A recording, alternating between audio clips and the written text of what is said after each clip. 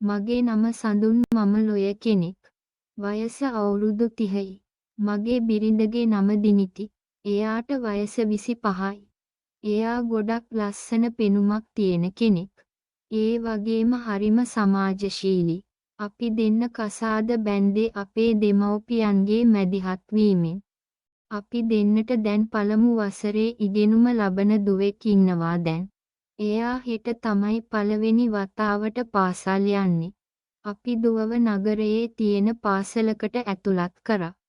දිනිති job එකක් නොකළ නිසා දුව පාසල් රැගෙන යන එක සහ පාසල් නිමව පසු රැගෙන එන එක දිනිති බාරගත්ත. මම දිනිතිට ස්කූටියක් අරන් දුන්නා ඒ වැඩවලට. ඔය විදිහට සතියක් පමණ ගත වුණා. ටික දවසක ඉඳන් දිනිතිගේ වෙනසක් මට දැනෙන්න ගත්ත. තනියම hina වෙනවා. නිතර පොන් එක ඔබනව නිතරම සැලෝන් යනව. කොටට ඇඳුම් අදිනව. දිනිතිගේ මේ එක පාරටම සිදු වුණ වෙනස මට ප්‍රශ්නයක් වුණත් ඒ වෙනසට මම කැමති වුණා. එන්නම එයාගේ සරාගී ගතිය, දගකාර ගතිය වැඩි වෙන බවක් මට දැනෙන්න ගත්ත. අපි කසාද බදින්න කලින් දිනී ගොඩක් ෆැෂන් කරා දිනී ඒ දවස්වල අඳින්නෙම කොට ඇඳුම්. දුව ලැබුණට පස්සේ විලාසිතා විශේෂ ගමනට බිමනට විතරක් සීමා වෙන්න ගත්ත. පවුල ගැන අවධානය වැඩි වෙද්දී එයාට එයා ගැන අවධානය අඩු වෙන්න ගත්ත.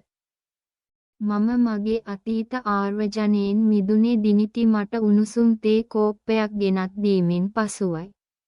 දිනිති මොනවද අනේ මේ අහස පොළොව ගැටලම් කල්පනා කරන්නේ. සඳුන් මම මේ කල්පනා කළේ ඔයා ගැන තමයි. ඇස් ලොකු කරන් පුදුමයෙන් මගේ දිහා බලපු දිනී මගේ පිටුපසින් පැමිණ බෙල්ල දෙපැත්තෙන් අත් දෙක දාගෙන නිකට මගේ හිස මත තියාගත්ත. දිනිති මොනවද අනේ ඔච්චරම මං ගැන කල්පනා කරන්න තියෙන්නේ. සඳුන් නෑ දැන් කෙල්ල හරි සතුටින්නේ ඉන්නේ. අනික වෙනදට වඩා ලස්සනට ඉන්න බලනවනේ. ජිම් එකට යන්නත් මගෙන් ඇහුව නේද? දිනිති ඉතින් ඔයාමනේ පැටියෝ හැම වෙලේම කියන්නේ එහෙම ඉන්න කියලා. උරගේ මාළු උරගේ පිටේම කපනව වගේ දිනිති මාව අඹරලා දැම්ම. මෙච්චර කල් කියලත් ගණන් ගත්තේ නැති දිනිති දැන් ඒ විදිහට කරනවා. මෙතන මොකක්ම හරි හේතුවක් ඇති කියලා මගේ හිතට සැකයක් ආව. සඳුන් හොඳයි කෙල්ල මම හරිම ආසයි ඔයා ඔය වගේ හැමදාටම ඉන්නවට ඔයා කැමතිනම් ජිම් එකට යන්න නිවාඩු දවස්වල. ඇත්තටම මට හරිම සතුටක් දැනෙනවා දිනිති මෙහෙම ඉන්නවට.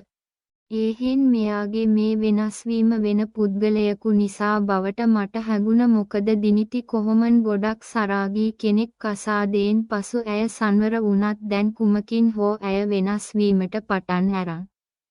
මගේ හිතේ ලොකු සැකයක් තියෙනවා. කොහොමද මේක දැනගන්නේ? ආදරණීය බිරිඳගේ හිත රිදවන්නත් බෑ මේ ගැන අහලා. එකවරම දිනිති මා අසලට පැමිණියා. දිනිති මේ අහන්නකෝ කියමින් ඇය මා අසල අසුනේ හිඳගත්ත. දුව ගේන්න ටිකක් කලින් යනවනේ ඉතින් අම්මලා තාත්තලා ඉස්කෝලේ ඇරෙනකන් කතාවට වැටෙනවා. සඳුන් ඔයා ඕපාදූප වලට කැමති නෑනේ. මම එහෙම කිව්වේ ඇත්තටම දිනිති කවදාවත් ඔපදූප අහන්නවත් කියන්නවත් කියන තැනක ඉන්නවත් කැමති නැති බව මං දන්න නිසයි. දිනිති ඕපාදුප නෙමේ අනේ. කට්ටිය විහිළු කතා කියේ ඉන්නේ. ඒව අහද්දි hina යනවා. දුවගේ පන්ති බාර ඉන්න සොනාලි ටීචර් එයාව එක්කන් යන්න එයාගේ හස්බන්ඩ්ුත් එතනට එනවනේ. ඔයා සොනාලි ටීචර්ගේ හස්බන්ඩ්ව දන්නවද? සඳුන් මට ගානක් නෑ. දැකලා නැතුව ඇති. දිනිති එයා ආමි එකේ ඉඳලා තියෙන්නේ. දැන් පෙන්ෂන්. ආමි එකේ ඉද්දි වෙච්ච දේවල් රස කර කියනව ඔක්කොටම hina. දිනිති එය කීවේ සිනාසෙමිනුයි. සඳුන් ඕපා දූප කියනවට වඩා ඔහොම හොඳයි. hina වෙන එක ඇඟටත් හොඳයිනේ. මට ආමි එකේ බුවාගේ නම දැනගන්න ඕන වුණා. මොකද දිනිතිගේ වෙනස් වීමට හේතුව එයාද දන්නේ නෑනේ. සඳුන් මොකක්ද නම ආමි එකේ මෑන්ගේ? දිනිති වීරරත්න. සඳුන් ගෙවල් කොහෙද දන්නෑනේ. දිනිති. වැඩි දුරක් නෑ මහරගමලු ඉන්නේ. සඳුන්. එහෙනමි සමහර විට මං අඳුරනවත් ඇති. දිනිති. හාම්. කියලා කිව්වේ එතරම් ගානක් නැතුවයි. දිනිති නැගිටල ගියා. මගේ හිත එක දේවල් වලින් හොල් වෙලා. ආමි එකේ පොරක් නං හොඳට උස මහත ඇති. මම බලන ෆිල්ම් වීඩියෝ එහෙම මතක් වෙනවා. ඒව බලද්දි හිතෙනවා මගේ දිනිතිටත් කවුරු හරි ලොකු එකකින් කරයිද දන්නෑ කියලා. ඇත්තටම මගේ දිනිතිට අනියම් සම්බන්ධයක් තියෙනවට මගේ වනචර හිත එක් කොනකින් ආශා කරනවා. දිනිති මමයි පාරේ යද්දී ලස්සන කෙල්ලක් දැක්කම මම ඒ කෙල්ලව අසභ්‍ය විදිහට වර්ණනා කරනවා. දිනිතිත් කවදාවත් ඒකට අකමැති වුණේ නෑ. එතකොට සමහර කොල්ලෝ දැක්කම දිනිති මට පෙන්නලා කියනවා.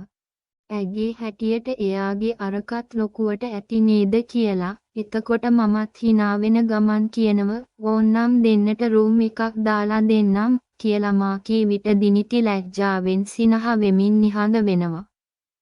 අපි දෙන්න ගැන කියනවා නම් ඇත්තටම අපි දෙන්න ගැන කිව්වොත් අපි දෙන්න ගොඩක් සෙස් පැත්තට බර කපල් එකක්.